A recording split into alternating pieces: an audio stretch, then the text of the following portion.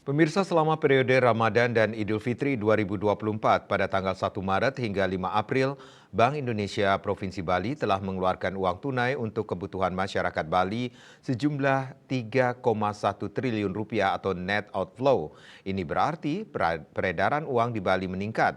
Namun akademisi meminta agar mewaspadai potensi terjadinya turbulensi ekonomi mengingat ekonomi global yang makin bergejolak.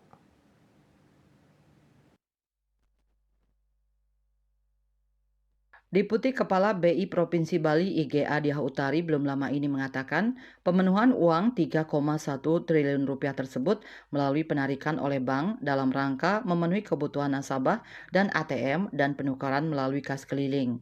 Penukaran melalui kas keliling yang dilakukan oleh Bank Indonesia tercatat sebanyak 5.300 penukar dengan nominal uang yang dikeluarkan sebesar 4.954.302.000 rupiah.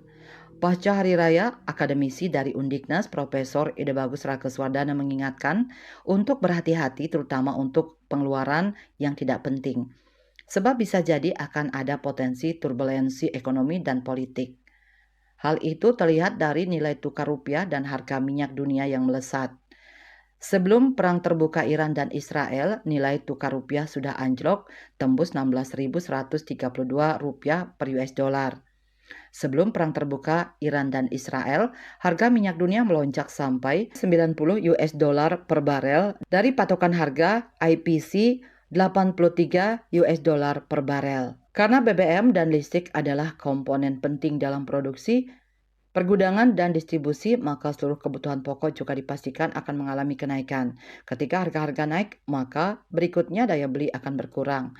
Menurunnya daya beli akan memaksa perusahaan untuk menurunkan produksinya dan menurunkan produksi akan berdampak pada PHK massal. Situasi ekonomi akan mempengaruhi politik, situasi politik akan mempengaruhi ekonomi. Cita Maya Bali Pos melaporkan.